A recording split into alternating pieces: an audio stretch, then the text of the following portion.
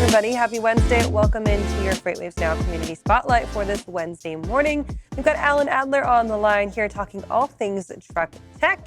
Alan, it's a great Wednesday to be here, and we're talking about a topic that maybe one of the first time hitting for us, right? We're talking bidirectional charging today. First off, what the heck is this? Well, bidirectional charging is a little bit like what it sounds like. It means instead of just taking electricity into a vehicle, you are putting electricity out of a vehicle. I guess the simplest way to think of it is sort of a form of power takeoff, but that's really a little different. I mean, you have separate systems that operate hydraulics and things like that on certain trucks. This is actually taking power out of the battery, sending it either back to a residence or another site that needs power, or in the case of the company we're talking about, Synop, they want to put it back on the grid. Now, what's really interesting about this is that just like plasma donors get paid for providing these life-giving fluids, the utilities will pay a truck owner or a fleet up to $15,000 to take electricity off of that they're not using off their vehicle. Now, so far, it's mostly a school bus thing. It's coming to electric trucks in terms of Class 8 trucks, but there's still a little bit of work to do there. So when it comes to this bidirectionality, obviously it's going to take a little bit more technology than just your standard truck charging infrastructure that we're starting to see built right now. Is that something that Synop is starting to provide? Is that true infrastructure to have this happen? Or are they looking at some outside partnership to develop that infrastructure?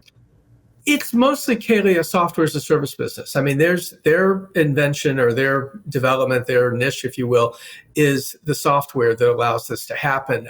They are working on obviously developing a little further. The co-founders are two gentlemen, one who worked at Volvo Trucks in electrification and the other who was at Amazon Web Services as an engineer, computer engineer, and software engineer, excuse me. And basically the two of them came up and they were looking for a way. There's lots of companies out there, and we've talked about some of them, written about some of them, that are providing sort of TMS-like services to electric trucks or for them. You know, where should they park? What's the charging status of where they're going and things like that. But more importantly, these guys said, hey, you know what? Nobody's really looking at this bidirectional opportunity. So this is where they're kind of, they want to be big in something, and this is what they've chosen.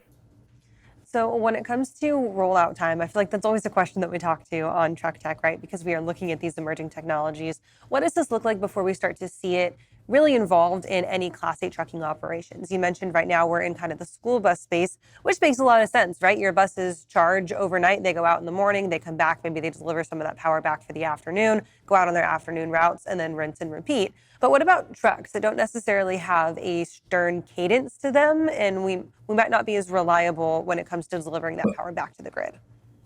Well, some do. Think of drayage. Drayage is where they're targeting. I mean, drayage trucks tend to run the same routes, to the ports, to the Inland Empire in California, that sort of thing. And so, they are very predictable in terms of what they do. And it's the reason that they are an early target for electrification, because they're predictable. Of course, the real winners there are the medium duty trucks that run the same routes and maybe don't even go as far as a drayage truck does.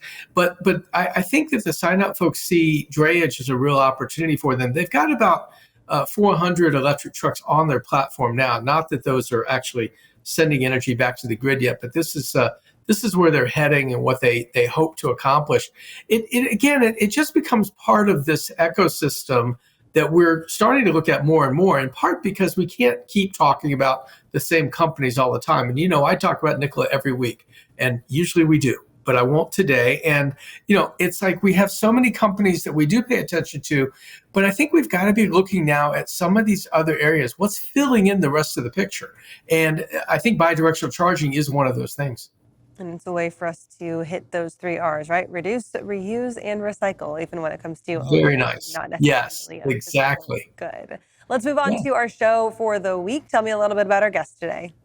Well, later today, we'll hear from Matt Zimmer. Matt is the president of Zengistics. And if you think of Zen, you're thinking of peace of mind and, being in a good place. That's sort of how they got their name.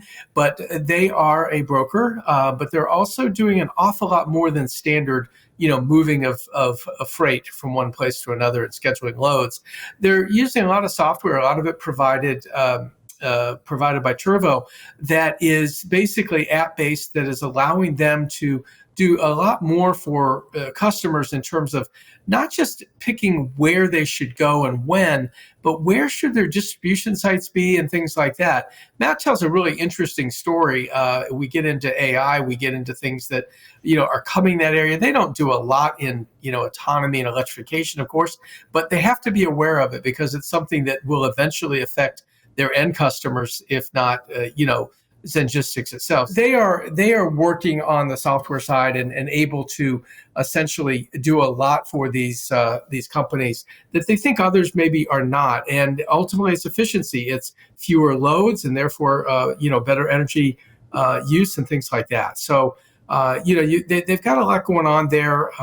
As I mentioned, Matt was a guest of Duner at F3 last year and sort of previewed some of what they're up to. And we just go a little deeper into that on the show today.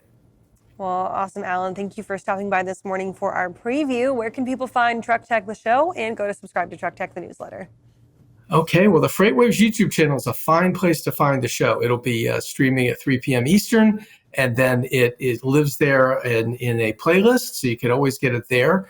The newsletter is, you can subscribe at freightwaves.com under newsletters and join I think it's a little more than 12,000 subscribers that we have, and we'd love to have you there. That's out Fridays at 11 Eastern, and can be emailed right to your inbox if you say you want it.